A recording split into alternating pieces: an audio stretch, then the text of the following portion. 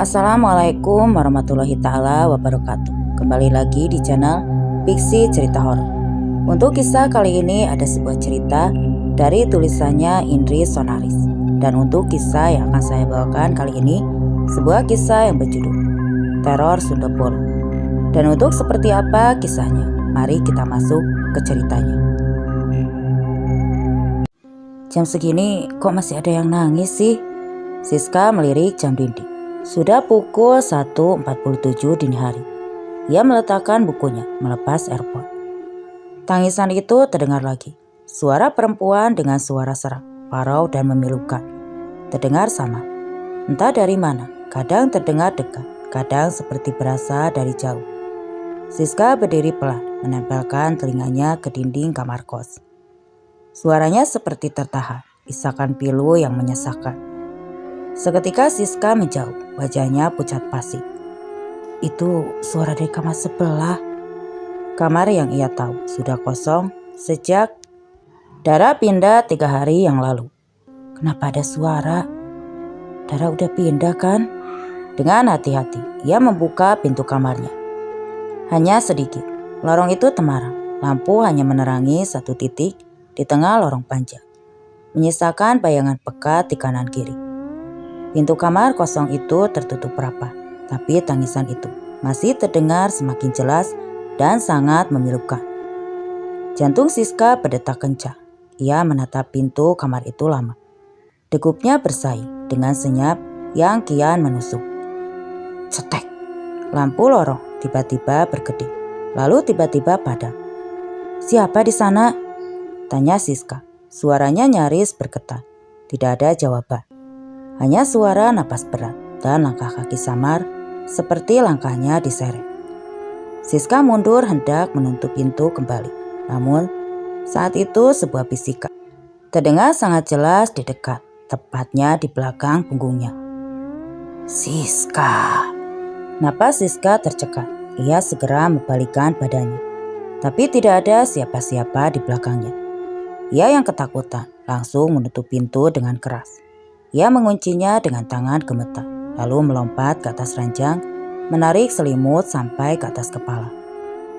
Astaga, kenapa mendadak? Seram banget sih ini kos. Biasanya gak ada apa-apa. Bisiknya dengan jantung berdebar sangat cepat. Dari balik kain, ia mendengar suara ketukan pelan di pintu dan tiba-tiba tercium bau busuk seperti bangkai, mulai menyusup ke dalam kamar. Suara ketukan itu tidak kunjung hilang, terdengar pelan dan terus-menerus, seperti irama yang sengaja dibuat untuk menyiksa mental. Siska menahan napasnya. Dia berusaha memejamkan matanya dengan rapat, berharap bisa tidur. Tubuhnya menggigil di balik selimut. Namun bau busuk yang menyengat itu semakin kuat, menusuk hidung seperti daging yang dibiarkan membusuk. Ketukan itu semakin keras dan tidak ada jeda. Dia berteriak dengan peluh yang sudah bercucuran dari pelipisnya. Pergi, pergi, jangan ganggu gua, teriak Siska dari atas ranjangnya. Ia tidak berani bergerak ataupun mendekat ke pintu. Kemudian terdengar suara kuku menggeruk pintu. Cak, cak, Siska. Kembali terdengar suara lirik. Dan mirip sekali dengan suara milik Dara yang pernah menjadi penghuni di kamar sebelah. Pergi, teriak Siska, benar-benar ketakutan, sampai rasanya ingin menangis. Tiba-tiba lampu kamar Siska mati.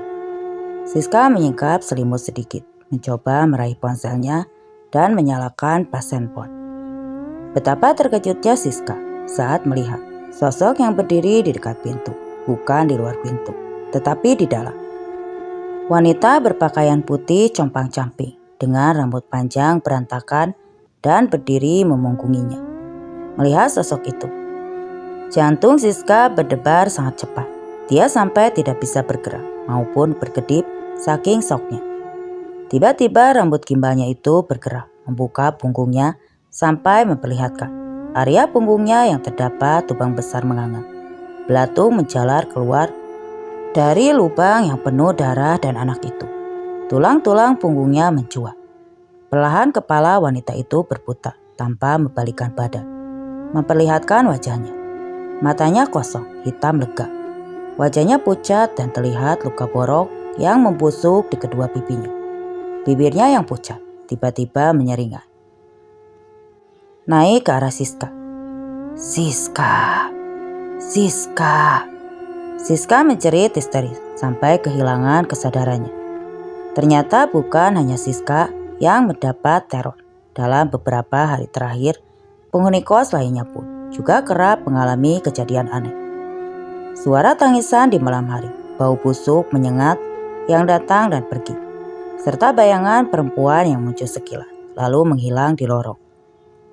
Hari itu karena banyak yang mengeluh, Pak Surya, pemilik kos, akhirnya datang untuk menenangkan para penghuni.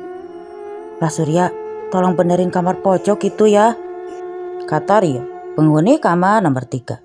Dengan nada jengkel bercampur takut. "Kemarin malam gue lihat ada perempuan berdiri di depannya." Pak Surya mengerit. "Perempuan siapa? Mana gue tahu, mukanya gak kelihatan, tapi rambutnya panjang banget, putih semua pakaiannya dan kotor penuh noda. Gua kira awalnya itu Dara balik lagi ke sini, tapi pas gue lihat baik-baik, badannya kaku banget, Pak, kayak bukan manusia." Pak Surya tertawa kaku, berusaha menepis suasana mencekam yang mulai terasa. "Ah, paling kamu ngelindur, banyak begadang ya." Namun Rahma yang berdiri tidak jauh dari mereka langsung menimpali dengan wajah pucat. "Siska juga kena teror, Pak. Katanya sosok wanita itu sangat menakutkan. Rambutnya panjang, mukanya ada boroknya, dan punggungnya bolong, penuh darah nanah dan belatung. Mirip sama sundel bolong. Bahkan sekarang Siska sakit, Pak. Badannya demam tinggi. Tadi pagi dia langsung pulang ke rumah orang tuanya." Mata Pak Surya sempat menegak. Ada sesuatu di sorot matanya, tapi ia cepat-cepat menenangkan ekspresi dan pasang wajah ramah. "Kalian itu terlalu banyak nonton film horor," ujarnya sambil tertawa kecil. "Gak ada tuh sundel bolong. Lagian dulu juga Dara tinggal di kamar itu, gak pernah ada cerita macam-macam." Rio menatap Pak Surya curiga. "Tapi Pak, sejak Dara pindah baru mulai anehnya. Jangan-jangan ada sesuatu yang terjadi." Pak Surya tidak menjawab. Ia mengalihkan pandangan ke arah ujung lorong, ke arah kamar kosong itu. Pintu kamarnya masih tertutup, tapi ada bekas goresan panjang di permukaan kayunya, seolah pernah dicakar dengan kuku tajam. Sama-sama tercium bau busuk yang mulai menyebar lagi. Bau busuk lagi? Bapak cium juga baunya kan?" tanya Rio menutup hidungnya. Pak Surya berusaha tenang walau wajahnya sudah menunjukkan ketegangan. "Sebaiknya kalian kembali ke kamar kalian. Masalah ini akan saya diskusikan dulu dengan Pak Ustadz," ucap Pak Surya sambil mengusap keringat di pelipisnya. Rio dan Rahma saling berpandangan, sama-sama tahu bahwa Pak Surya sedang menyembunyikan sesuatu, tapi mereka tidak berani memaksa.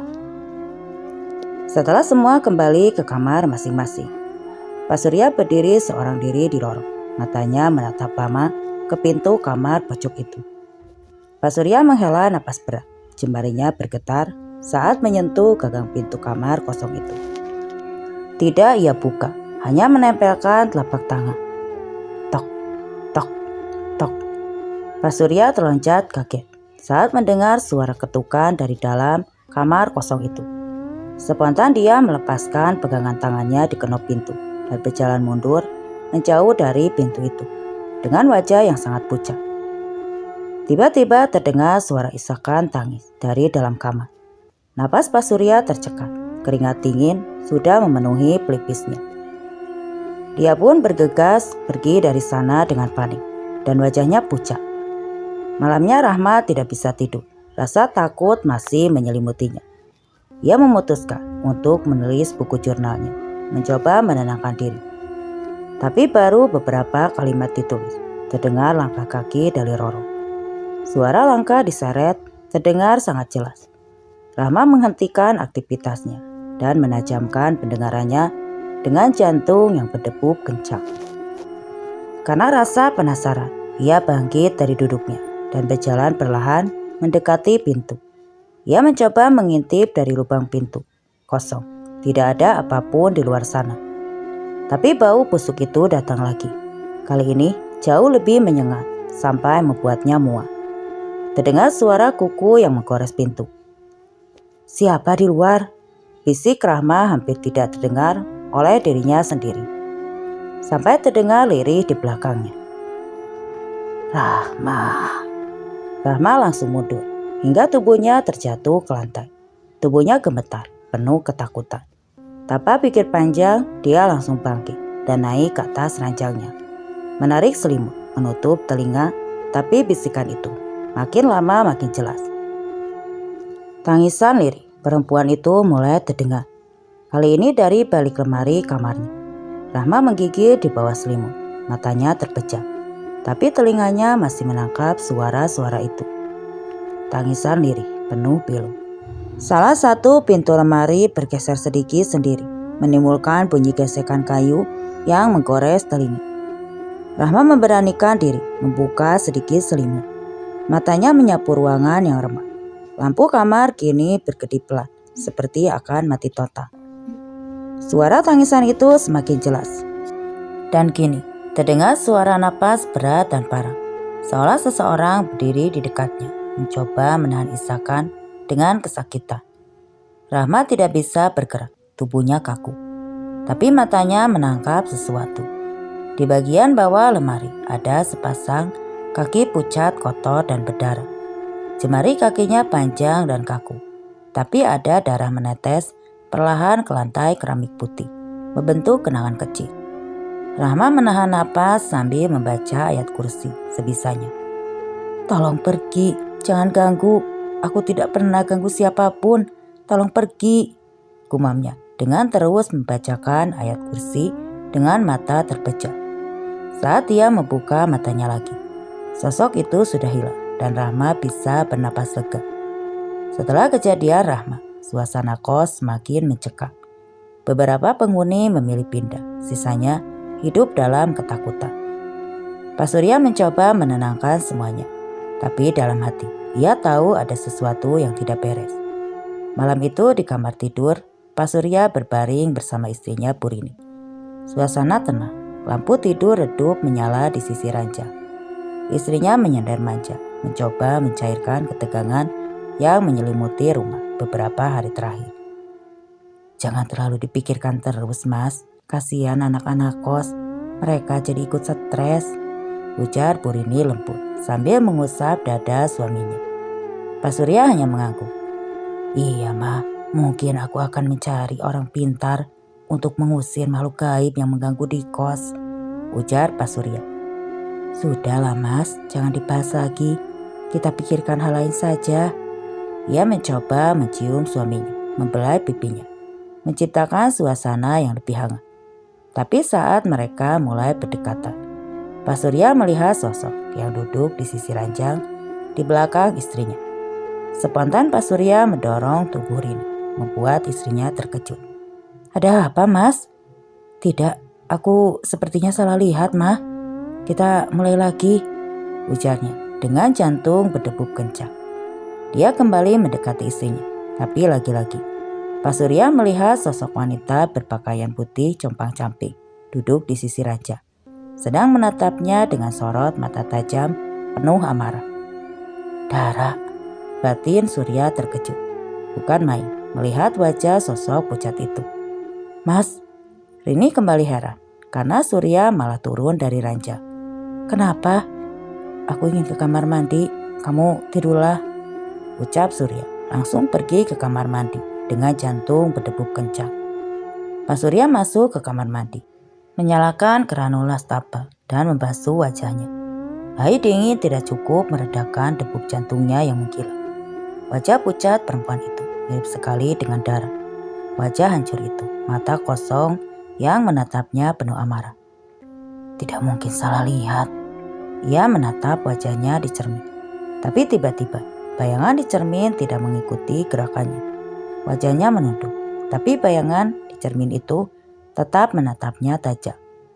Mendadak wajah di cermin itu menyeringai. Surya terkejut, bukan main. Itu wajahnya, tetapi bukan dirinya. Dan tiba-tiba wajah di cermin itu berubah menjadi wajah yang sangat dikenali oleh Surya. "Pak Surya," panggil sosok wanita di cermin itu, membuat Surya terus bergerak mundur dengan panik. "Pergi Dara, kamu sudah mati," ucap Surya penuh ketakutan. Kini yang muncul di cermin bukan hanya wajahnya, tetapi sosok berpakaian putih membawa janin yang berlumuran darah di tangannya. Darah itu menetes ke bawah dan sosok itu membalikkan tubuhnya, memperlihatkan punggungnya yang bolong penuh darah. Serpihan daging dan tulang belulang yang penuh belatung. Darah dan belatung itu jatuh perlahan ke bawah. Pak Surya menjadi tertahan, tubuhnya gemetar hebat. Ia mencoba meraih gagang pintu kamar mandi, tapi tangannya terpeleset oleh cairan merah yang tidak lain adalah darah. "Kamu pikir kamu bisa lari dari dosamu, Pak Surya?" Suara itu menggelegar di dalam kepalanya. Terdengar tajam dan penuh amarah. Sosok dalam cermin perlahan merangkak keluar dari permukaan kaca. Rambut panjangnya menjuntai menutupi wajah. Tubuhnya berlumuran darah. Di tangannya ia menggenggam janin yang membusuk. Darah menetes demi tetes, mencemari lantai kamar mandi. Pak Surya mematung ketika rambut sosok itu tersibak oleh angin yang entah dari mana datangnya. Ia melihat wajah yang tidak asing. Wajah yang dulu cantik, kini terlihat rusak. Ada 2 borok di wajahnya yang berdarah dan mengeluarkan nanah. Sorot matanya tajam, penuh kemarahan. "Dara," sosok itu menyeringai. Senyum yang dulu lembut, kini menjelma jadi ekspresi mengerikan, penuh kebencian. Pak Surya tersentak mundur, tubuhnya membentur dinding kamar mandi. "Tidak, aku tidak bermaksud, itu kecelakaan. Aku cuma panik," teriaknya. Suaranya serak dan gemetar. "Tolong pergi, jangan ganggu aku, Dara." Dara mendekat, lalu membalikkan tubuhnya perlahan. Di punggungnya ada lubang besar menganga, penuh darah, belatung, dan serpihan tulang. Dari lubang itu terdengar suara tangisan bayi. Kepala Dara memutar, melihat ke arah Pak Surya. Sorot matanya melotot tajam, darah mengalir membasahi pipinya. Pak Surya menggeleng cepat. "Berhenti, berhenti, pergi kau!" Dara semakin mendekat. Wajahnya nyaris menempel di wajah Pak Surya yang menjerit. Cermin di belakang mereka retak sendiri. Darah menetes dari langit-langit mengenai tubuh Pak Surya. Pintu kamar mandi dibuka paksa. Purini berdiri di ambang pintu dengan wajah panik. Mas, kamu kenapa?" Surya membuka matanya dan melihat ke arah istrinya yang menatapnya penuh kekhawatiran. Dia mulai melihat sekeliling, tidak ada apapun di sana. Cermin masih utuh dan darah yang tadi mengenang pun sudah tidak ada. Hanya ada dirinya yang terduduk di lantai. Tubuhnya basah kuyup dengan air dan napas tersengal. "Kamu kenapa, Mas?" tanya Rini khawatir mendekati Surya. Surya tidak bisa berkata apa-apa. Lidahnya mendadak keluh. "Sudahlah, ayo bangun, ganti bajumu. Kamu bisa masuk angin," ucapnya, memberikan handuk pada Surya. "Mas, kamu kenapa? Sakit?" tanya Bu Rini. Ia melihat wajah Surya yang pucat dan ada lingkar hitam di bawah matanya. Dia tidak tidur semalam. "Aku baik-baik saja. Kamu mau kemana?" tanya Surya pada istrinya. "Oh, aku mau ke supermarket. Ada beberapa barang yang harus aku beli." "Biar aku saja yang pergi," ucap Pak Surya. Tiba-tiba Rini menoleh heran. "Kamu kan masih sakit, Mas. Tidur saja, istirahat. Mata kamu seram banget itu, hitam banget." "Aku butuh udara segar, Mah," ucap Surya sambil mengambil kunci motor. "Biar aku saja yang belanja." "Ya sudah," jawab Rini. Akhirnya menyerah. Supermarket siang itu tidak terlalu ramai, tapi justru itu yang membuat suasana terasa aneh bagi Surya. Lampu-lampu di langit-langit terasa lebih terang dari biasanya, menyilaukan matanya. Ia mendorong troli perlahan, berusaha mengabaikan pandangan orang-orang. Tapi setiap kali dia berpapasan dengan orang, wajah mereka menjadi wajah Dara. Wanita tua di bagian sayur menatapnya sambil tersenyum. Lalu senyuman itu berubah menjadi senyuman rusak milik Dara. Dalam sosok Sunda Bolong, anak kecil yang tertawa di lorong mainan. Wajahnya tiba-tiba berubah putih pucat dengan mata kosong dan darah mengalir dari mulutnya. Surya menggenggam pegangan troli erat-erat, tangannya gemetar. Ia memalingkan wajahnya, berusaha menghindari orang-orang. Dia tidak mungkin membuat kehebohan di sini. Ia menoleh ke kiri, seorang kasir wanita memandangi layar monitor. Tapi saat Surya menoleh ke arah wanita itu, wajahnya telah menjadi wajah Dara, dengan darah menetes dari lubang matanya. Pak Surya. Suara itu lagi, suara milik Dara. Suara itu tidak terdengar oleh siapapun selain dirinya. Pak Surya. Ia menjatuhkan satu kaleng susu dari troli. Prak. Seorang ibu muda menghampirinya. Pak, gak apa-apa? Wajahnya juga berubah jadi darah. Surya menjerit pelan dan berjalan mundur, mendorong troli sembarangan dan meninggalkan supermarket. Membuat semua orang yang melihat ke arahnya dengan kebingungan. Tapi semua orang yang dilihat Surya, semuanya berwajah darah dan menakutkan. Sesampainya di parkiran, Surya berdiri di samping motor sambil mengatur napasnya yang tersenggak. Keringat dingin membasahi keningnya meski matahari siang cukuplah terik. Ia menatap kaca spion motor dan lagi-lagi sosok Dara muncul di sana. Surya segera menutup kaca spion dengan tangannya, lalu menyalakan motor dan tancap gas. Dia harus segera pergi. Sesampainya di rumah, Purini menyambutnya di teras dan bingung karena Surya datang dengan tangan kosong. Loh mas, kamu belanjanya cepat banget. Mana barang-barangnya? Surya turun dari motor dengan tangan gemetar. Wajahnya tampak semakin pucat. Maaf, aku lupa, aku gak enak badan. Kamu beli sendiri saja ya. Purini menatap suaminya dengan khawatir. Belum pernah melihat Surya seperti itu sebelumnya. Ada apa sih mas? Tingkah kamu aneh banget akhir-akhir ini, ucap Rini mengejar langkah Surya yang langsung masuk ke dalam rumah tanpa menoleh. Surya hanya mengangkat tangan pelan tanpa menjawab. Tubuhnya gemetar dan langkahnya terasa berat, seolah ada sesuatu yang menekannya. Mas, panggil Rini lagi, tapi suaminya sudah menutup pintu kamar dan menguncinya dari dalam. Brak, terdengar bunyi pintu ditutup dengan kasar. Rini berdiri terpaku di depan pintu kamar, wajahnya bingung dan cemas. Mas, kamu kenapa? Tanyanya lagi sambil menggedor pintu. Mas, buka pintunya, jangan bikin aku khawatir. Di dalam kamar, Surya duduk di sudut ruangan, matanya menatap kosong ke arah dinding. Napasnya berat, keringat dingin mencucur deras di pelipisnya. Di dalam kegelisahannya, Surya termenung dan mengingat kembali kejadian seminggu yang lalu yang terjadi di dalam kos kamar Dara yang dia tempati. Tepat pukul 11 malam, Surya mendatangi Dara di kamar kosnya. Wanita itu sedang menangis pilu di sisi ranjangnya. Kamu ini kenapa sih? Kan aku sudah bilang, jangan hubungi aku saat malam hari, nanti istriku curiga. Tegur Surya penuh kekesalan. Pak, aku perlu bicara sama bapak sekarang. Aku tidak bisa menundanya lagi sampai besok. Ada apa sih? Pak, aku hamil. Bidan bilang usianya sudah 4 bulan. Aku harus apa? Bapak harus tanggung jawab. Ini anak bapak. Aku gak mau hamil tanpa ada suami.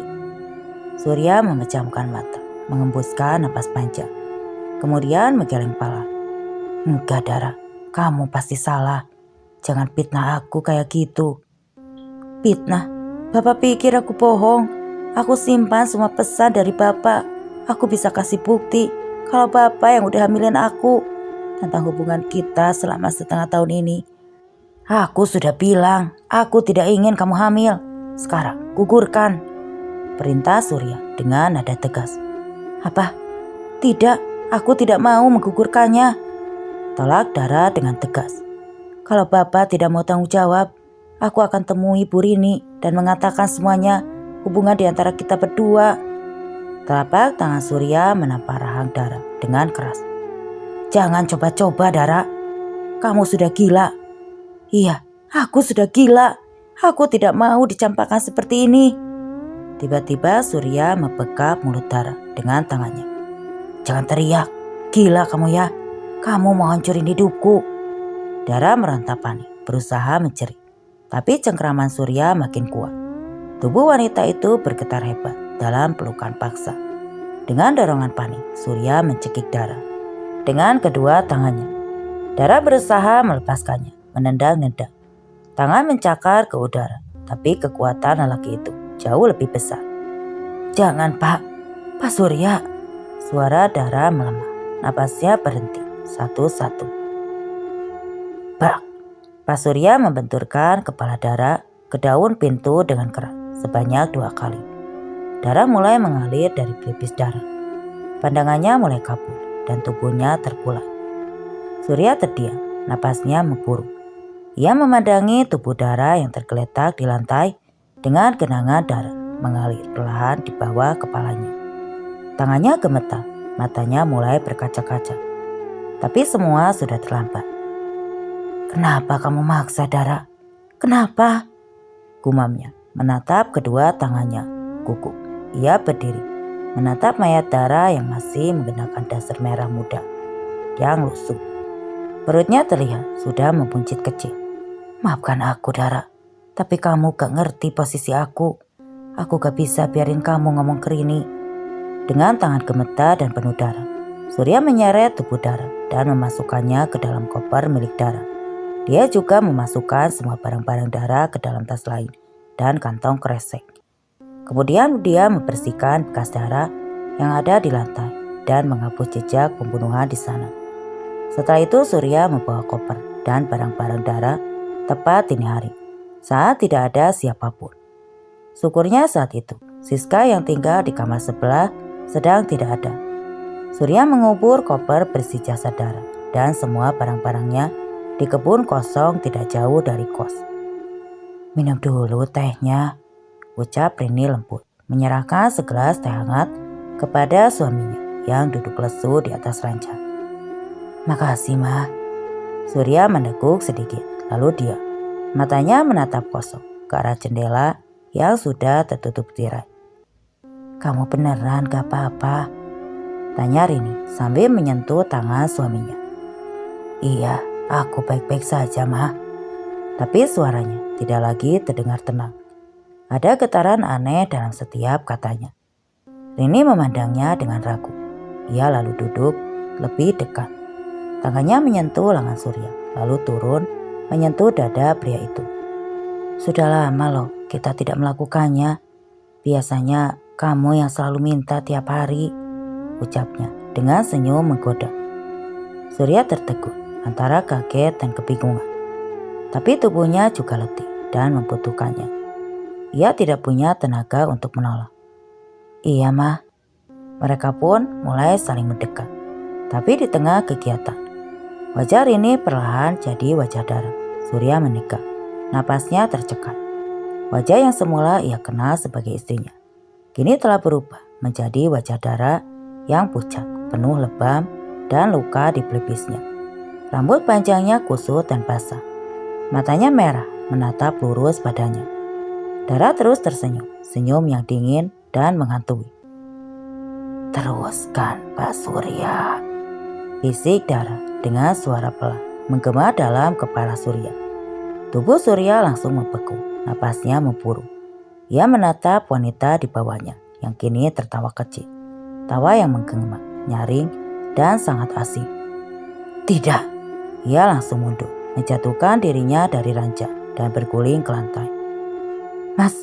Mas, kamu kenapa? Suara Rini kembali normal dan merasa kebingungan dan cemas melihat tingkah Surya. Tapi Surya langsung memungut pakaiannya dan berlari ke kamar mandi, meninggalkan Rini yang termangu kebingungan. Ada rasa sakit di hatinya. Dia merasa suaminya terus menghindar dan menolaknya berkali-kali. Entah karena alasan apa. Rini terduduk di tepi ranjang, matanya tidak berkedip, menatap pintu kamar mandi. yang kini tertutup rapat. Suara gemercik air terdengar dari dalam, tapi tidak menyamarkan perasaan sakit dan bingung yang menusuk di dadanya. Ia meremas ujung baju tidurnya hingga berkecimpung. Ada apa sebenarnya dengan Mas Surya? Kenapa dia seperti ketakutan? Di dalam kamar mandi, Surya berdiri di bawah pancuran air dingin yang mengalir deras membasahi tubuhnya.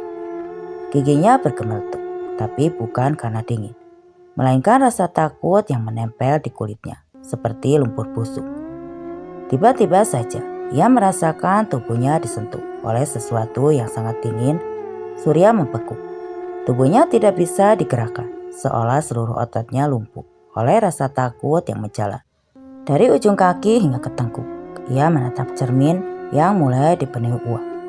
Dan di sana jelas sekali refleksi tubuhnya yang sedang dipeluk dari belakang oleh sosok wanita. Rambut panjang menjuntai menutupi wajah. Kulitnya pucat. Baju putihnya basah menempel di tubuh. Bolong besar menganga di punggungnya. Wajahnya mengintip dari balik rambut panjang. Menatap Surya di cermin sambil tersenyum miring. Bibirnya sobek, darah merembas dari mata dan hidung. Dan wajah itu adalah wajah Dara. Pak Surya, bisik Dara di telinga, suaranya iliris seperti angin mati. Surya berteriak sekeras-kerasnya. Ia memukul kaca cermin dengan kedua tangannya hingga pecah berantakan.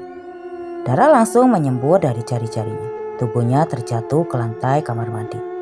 Ia menggigil terduduk dalam posisi meringkuk. Tangannya melindungi kepalanya.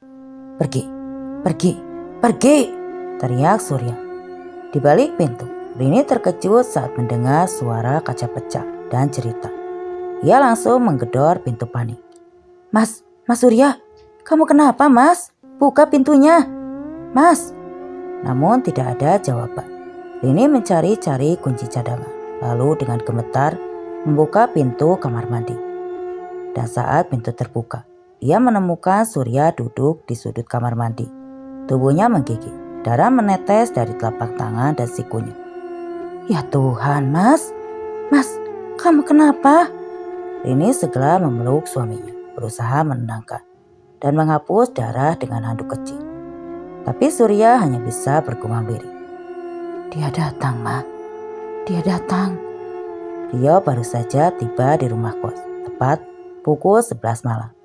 Setelah shift siang yang melelahkan, tubuhnya lengket oleh keringat dan rasanya terasa berat di punggung. Ia menaiki tangga menuju lantai 2. Dengan langkah malas, lorong sepi karena banyak penghuni kos yang memutuskan pindah setelah insiden teror setiap malam. Lampu kuning temaram di langit-langit, berkedip seperti hendak padam. Sesaat setelah membuka pintu kamarnya, sesuatu membuatnya menoleh ke belakang. Di ujung lorong berdiri seorang wanita. Rambut panjangnya menjuntai menutupi wajah. Gaun putihnya kusut dan menguning, seperti pakaian yang tidak pernah dicuci. Ia berdiri dengan punggung menganga.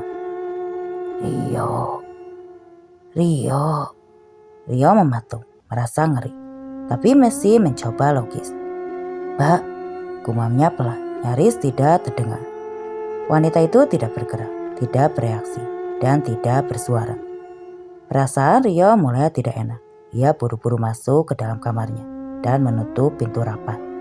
Dari celah bawah pintu terlihat bayangan kaki yang perlahan bergerak mendekat. Langkahnya lambat, terhenti tepat di depan pintu kamarnya. Tok. Rio mundur. Ia tidak berani menjawab atau membuka. Ketukan itu pun berhenti. Ia menunggu beberapa saat, lalu perlahan menarik napas dan mencoba tenang. Tapi saat ia berbalik, lampu kamarnya tiba-tiba padam. Ruangan itu gelap, hanya cahaya bulan dari jendela yang menyelinap sama. Dalam gelap itu, ia merasa ada sesuatu yang berdiri di pojok kamar, diam dan tidak bergerak. Rio memecingkan mata, kemudian menyalakan flash ponselnya. Sama-sama terlihat rambut panjang tergerai dan punggung berlubang besar menganga, seperti luka busuk dengan belatung menggeliat. Sundel bolong. Rio menjadi tertahan. Ia meraih sakral lampu, menekannya berkali-kali, tapi tetap gelap.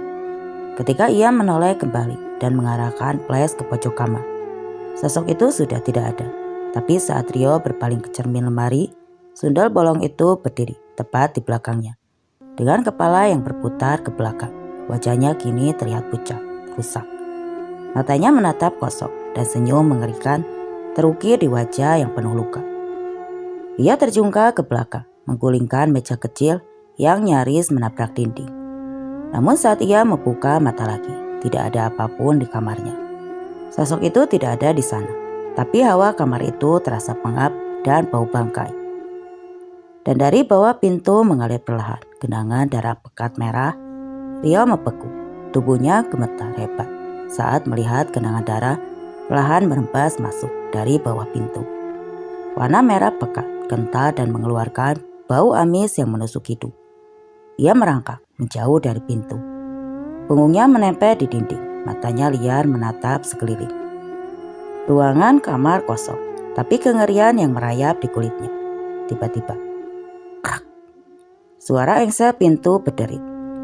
Pelan, pintu kamar terbuka sendiri. Tidak ada angin, tidak ada orang. Tapi kini pintu itu menganga lebar, tanpa ada apapun dan siapapun di luar pintu.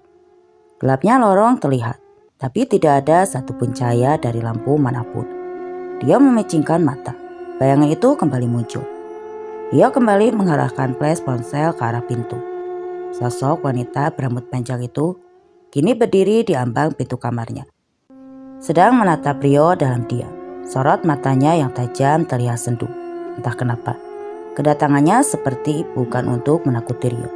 Walau Rio sangat takut melihat sosok itu, mukanya sangat pucat, matanya hitam dan di wajahnya penuh borok yang mengeluarkan darah dan belatung.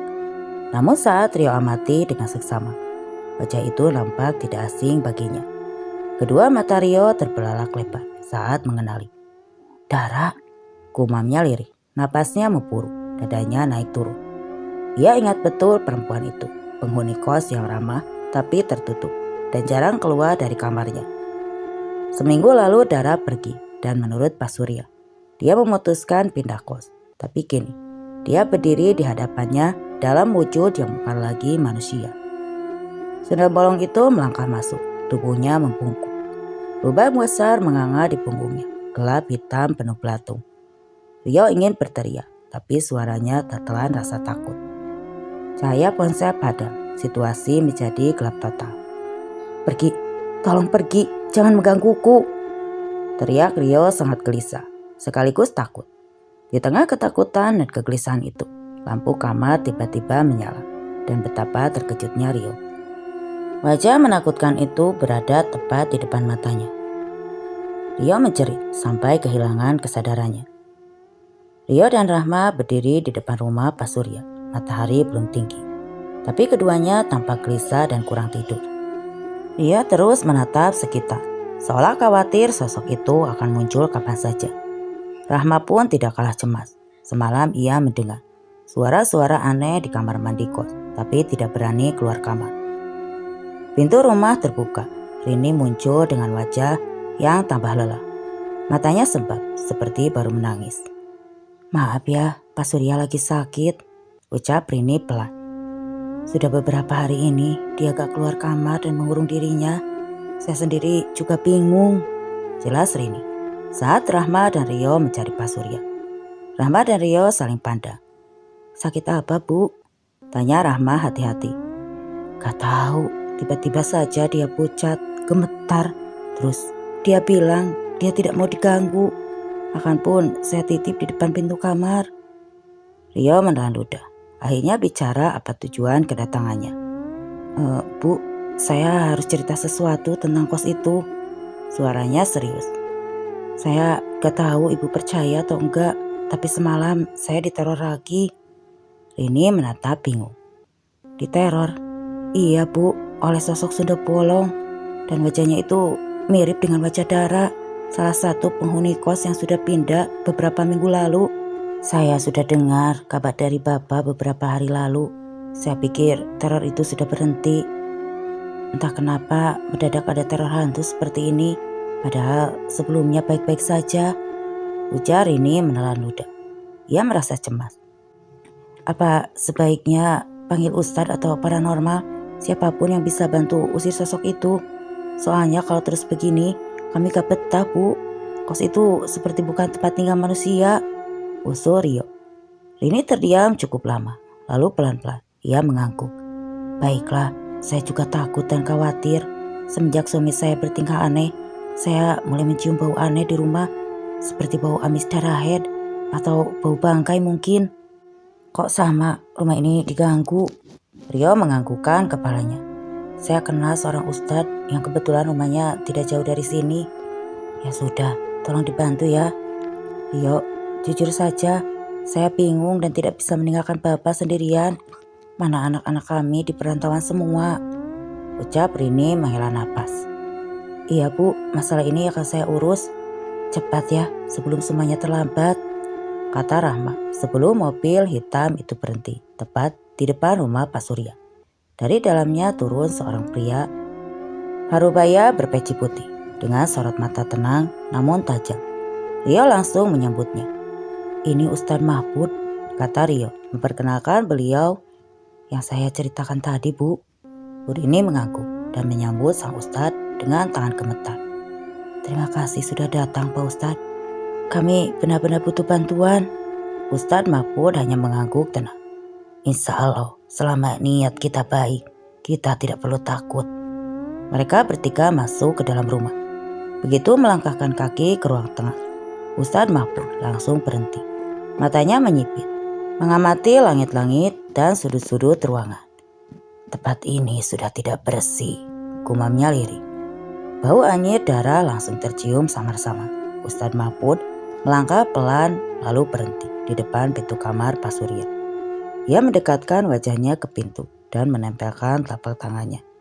Dari dalam terdengar suara napas berat dan langkah pelan mondar-mandir. Pak Surya, tidak ada jawaban.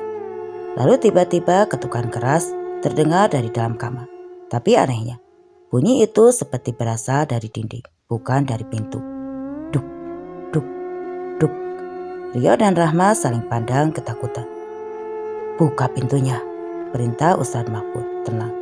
Rini dengan ragu memutar gagang pintu dan terkunci. Ia mengambil kunci dari meja dan membuka pintu perlahan. Kamar itu gelap, tirai tertutup rapat. Bau amis menusuk hidung. Pak Surya terlihat duduk di pojok ruangan membelakangi mereka. Tubuhnya gemetar, keringat membasahi bajunya. Ia seperti orang kesurupan, berbisik-bisik sendiri. Ustadz Mahfud berjalan pelan mendekat. Pak Surya. Pak Surya tiba-tiba menoleh. Matanya merah menyala dan senyumnya tidak wajar. Lidahnya menjulur panjang, seperti lidah manusia yang dicekik. Astagfirullah. Rahma menjerit pelan. Ustadz Mahfud merogoh tasnya dan mengeluarkan air doa. Ia memercikkan ke arah Pak Surya sambil membaca ayat-ayat suci. Pak Surya langsung meraung kesakitan. Tubuhnya menggeliat seperti terbakar. Dari balik punggung bajunya, tampak darah merembes keluar membentuk lubang besar. Dia sudah dirasuki, kata Ustadz Mahfud tegas. Seketika lampu kamar berkedip dan mati total. Suara tawa kecil terdengar dari sudut ruangan. Tawa seorang perempuan. Bukan dari mulut Pak Surya, melainkan dari atas lemari besar. Ustadz Mahfud mengangkat tangannya tinggi. Allahu Akbar. Rio menyalakan lampu kamar itu. Dan saat itu juga, semua orang bisa melihat dengan jelas. Di atas lemari, duduk Sunda Bolong.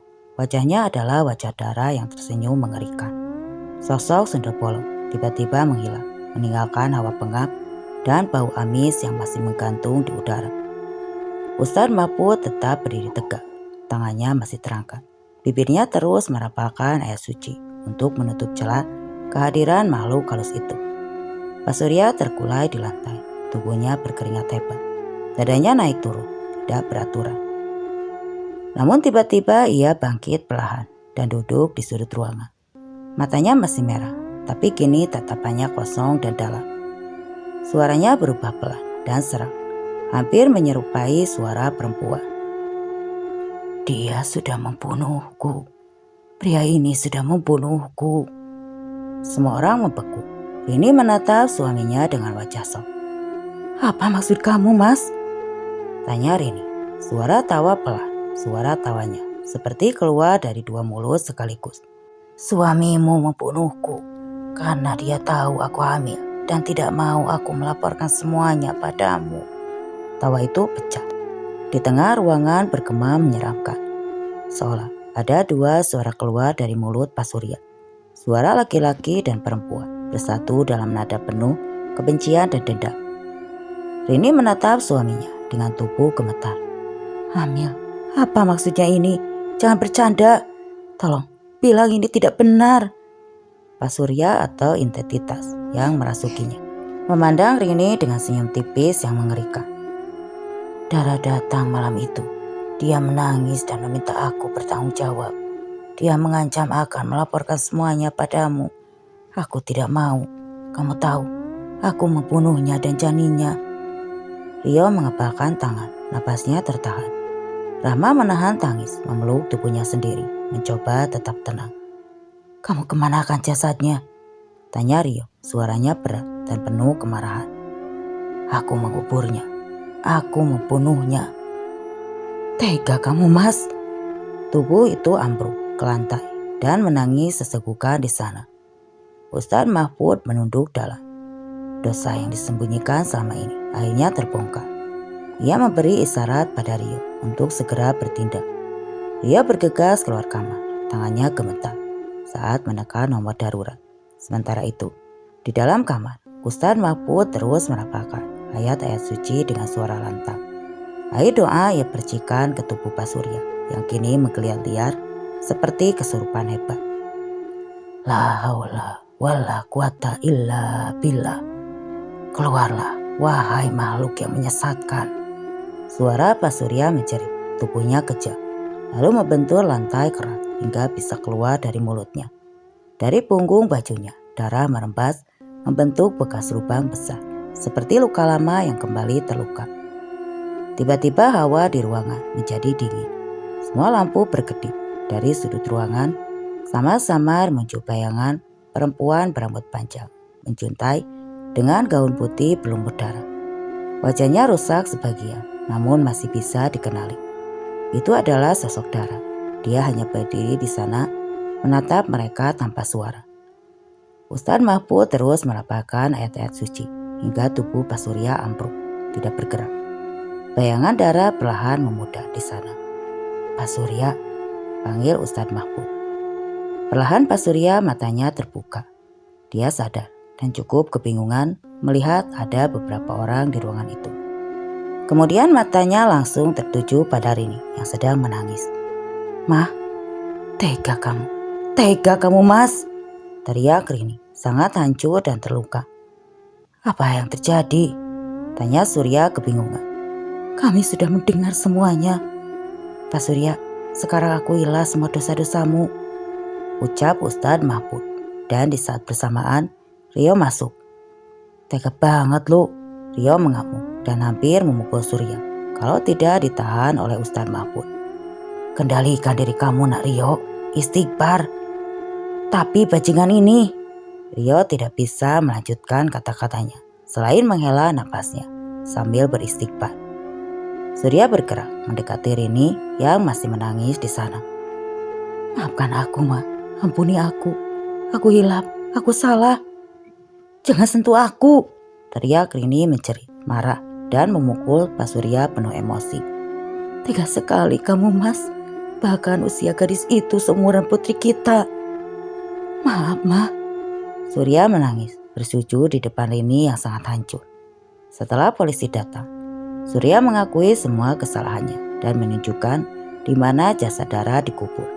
Semua orang tidak habis pikir dan terkejut dengan kekejaman Surya. Akhirnya jenazah Dara dibawa ke kampung halamannya setelah diotopsi. Kasus Pak Surya jadi perbincangan hangat di media. Kejahatan yang ditutupi selama hampir 1 bulan akhirnya terbongkar. Pengadilan memvonis Pak Surya dengan hukuman penjara seumur hidup. Pada suatu malam, Rio kembali berdiri di depan pintu kamarnya, menatap kosong ke arah lorong sepi. Sebenarnya Rio sudah lama menyimpan perasaan pada Dara. Hanya saja dia tidak berani mengungkapkannya. Siapa sangka takdir berkata seperti ini. Ia bergumam pelan.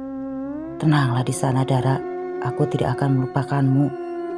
Angin malam itu bermusyawarah membawa aroma bunga kamboja samar-samar. Di ujung lorong terlihat sosok wanita. Kali ini sosok itu tidak tampak menakutkan. Walau memakai pakaian putih, tetapi wajah pucat tidak menakutkan dan rusak. Wajah itu utuh dan wajah milik Dara. Sosok itu tersenyum pada Rio sebelum perlahan menghilang.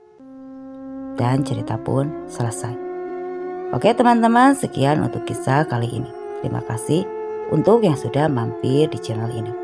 Mohon maaf bila banyak salah kata dan salah penyampaian. Semoga apa yang saya sampaikan dapat menghibur kalian semua. Terima kasih untuk hadirnya. Wassalam.